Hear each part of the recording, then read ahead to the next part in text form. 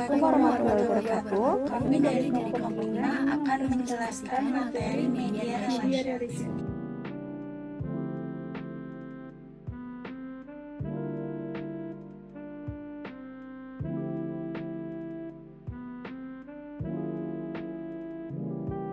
Perkenalkan, saya Fauzia Firly Febrian. Di sini saya akan menjelaskan mengenai pengertian media relation. Jadi, media relation menurut James yaitu merupakan strategi yang digunakan oleh organisasi atau perusahaan untuk membangun hubungan yang saling menguntungkan dengan media massa. Menurutnya, media relation bertujuan untuk menciptakan dan memelihara citra positif organisasi atau perusahaan dalam pandangan media dan masyarakat umum. Menurut Kutlib, media relation adalah upaya yang dilakukan oleh organisasi atau perusahaan untuk membangun dan memelihara hubungan yang baik dengan media massa. Mereka juga menekankan pentingnya memahami kebutuhan dan harapan media dalam meliput berita, serta memberikan informasi yang jelas, akurat, dan bermanfaat bagi media. Lalu ada definisi media relation. Jadi media relation merupakan suatu strategi organisasi atau perusahaan untuk membangun relasi yang baik dengan media massa guna untuk memberikan citra dan pandangan positif bagi masyarakat. Saya Fariza Febriati akan menjelaskan bagian fungsi dan juga tujuan. Fungsi dan tujuan. Fungsi media relation berfungsi untuk menilai sikap publik terhadap organisasi, mengidentifikasi kebijakan dan prosedur yang relevan dengan kepentingan publik, serta menjalankan program untuk meraih pengertian dan pengakuan publik. Selain itu, media relations mencakup relasi eksternal dengan pihak luar organisasi, seperti konsumen dan pemerintah, serta relasi internal untuk menjaga komunikasi antara karyawan dan juga manajemen. Hal tersebut dikutip oleh Glenn dan Danny Griswold, John Vivian. Tujuan media relations. Yang pertama, membangun reputasi dan citra positif, yaitu meningkatkan pandangan publik melalui pemberitaan yang positif. Yang kedua, meningkatkan brand awareness, yaitu membuat publik lebih sadar akan produk atau layanan perusahaan. Yang ketiga, mengontrol informasi, yaitu memastikan pesan yang disampaikan kepada publik sesuai dengan tujuan organisasi. Yang keempat, meningkatkan kepercayaan publik, yaitu menggunakan media untuk memperkuat kepercayaan publik terhadap organisasi. Dan yang kelima, menarik pelanggan baru, yaitu menggunakan pemberitaan untuk menarik perhatian konsumen baru.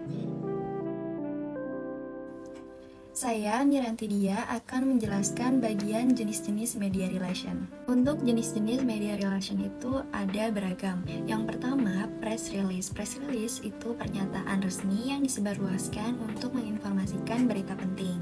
Yang kedua, itu ada media kit. Media kit itu paket informasi lengkap tentang sebuah perusahaan termasuk data, foto, dan kontak medianya. Yang ketiga, ada press conference, pertemuan resmi antara perusahaan dan media untuk menyampaikan informasinya secara langsung. Yang keempat, interview. Interview itu dialog langsung dengan jurnalis untuk menggali informasi lebih dalam. Yang kelima, ada newsfeeder, artikel mendalam yang membuat atau membahas tema tertentu terkait perusahaan atau produk. Nah, ada tiga jenis media relation yang paling sering dilakukan, yaitu press conference sebagai alat marketing dalam media relation yang dirancang untuk menyiarkan sesuatu, salah satunya hard news yang bertujuan untuk meningkatkan awareness bisnis. Nah, yang keduanya itu ada media monitoring.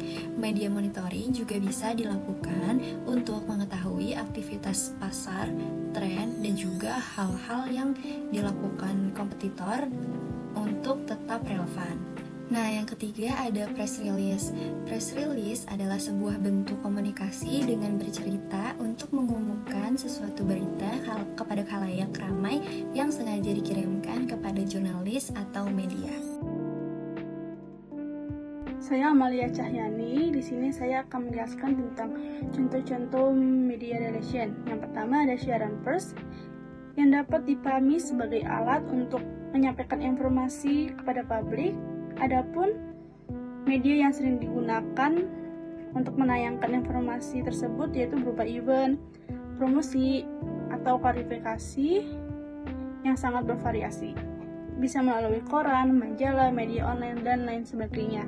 Lalu ada radio talk show, adalah suatu jenis acara televisi atau radio yang berupa perbincangan atau diskusi seseorang maupun sekelompok orang yang disebut tamu tentang suatu topik tertentu. Bisa juga beragam topik lainnya dengan dipandu oleh pemandu gelar bicara. Lalu yang ketiga ada press call, wawancara untuk wartawan pers dan televisi yang diberikan oleh seseorang politisi, bintang film, dan lain-lain. Lalu ada media event, suatu kegiatan yang diselenggarakan dengan maksud dan tujuan tertentu yang melibatkan banyak orang seperti panitia, peserta, dan organisasi atau komunitas luar yang terlibat dalam kegiatan tersebut.